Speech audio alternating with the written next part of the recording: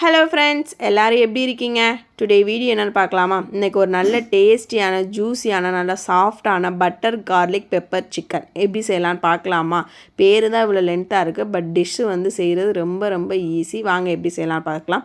First chicken எடுத்து நல்லா மஞ்சத்தூள் போட்டு வாஷ் பண்ணி வச்சுக்கோங்க. இதை வந்து தனியாக ஒரு பவுலில் மாற்றிக்கோங்க. மாற்றி வச்சுட்டு இதில் வந்து நம்ம மசாலாஸ் வந்து ஆட் பண்ண போகிறோம்.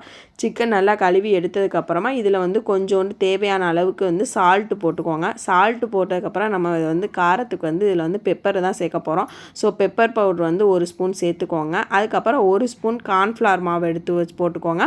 1 ஸ்பூன் வந்து சிக்கன் மசாலா வந்து சேர்த்துக்கோங்க. இதெல்லாம் சேர்த்து நல்லா மிக்ஸ் பண்ணி மேரினேட் பண்ணி ஒரு 5 மினிட்ஸ் வச்சுருங்க. இது எல்லாமே நல்லா ஒன்றோட ஒன்று மிக்ஸ் ஆகி நல்லா ஊறிக்கிட்டே இருக்கட்டும். நெக்ஸ்ட்டு நம்ம வந்து ஒரு பேனில் வந்து ஆயில் ஊற்றிக்கோங்க. ஆயில் ஊற்றிட்டு இதை வந்து சூடானதுக்கப்புறமா ஒன்று ஒன்றா போட்டு நல்லா ஃப்ரை பண்ணி எடுத்து வச்சுக்கலாம். ஒன்று ஒன்றா போட்டுட்டு அப்புறம் அதுக்கப்புறம் ஒன்றோட ஒன்று திருப்பிக்கலாம்.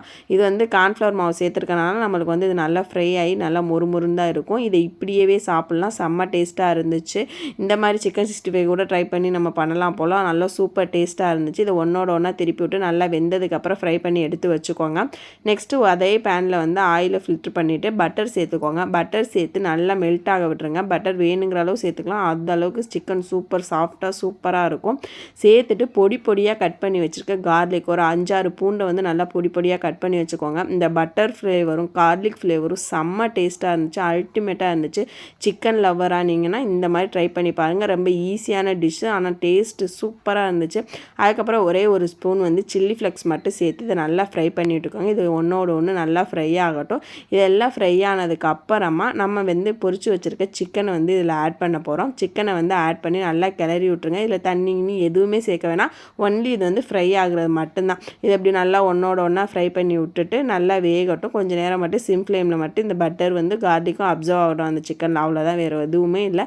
நல்லா அப்சர்வ் ஆனோன்னா இதுக்கு இது பண்ணி எடுத்துக்கிட்டிங்கன்னா சூப்பராக இருக்கும். இதில் கொஞ்சோண்டு மல்லித்தூளை மட்டும் போட்டு நல்லா இறக்குனிங்கன்னா சுட சுட பட்டர் கார்லிக் பெப்பர் சிக்கன் வந்து ரெடி ஆயிடுச்சு.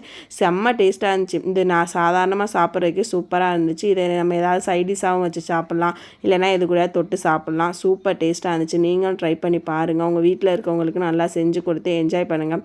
இதை ஒரு ஈவினிங் ஸ்நாக்ஸாக கூட செய்யலாம் போல். அந்தளவுக்கு சூப்பர் டேஸ்ட்டாக இருந்துச்சு. நீங்களும் ட்ரை பண்ணி பாருங்கள். நெக்ஸ்ட் வீடியோவில் பார்க்கலாம். பாய்.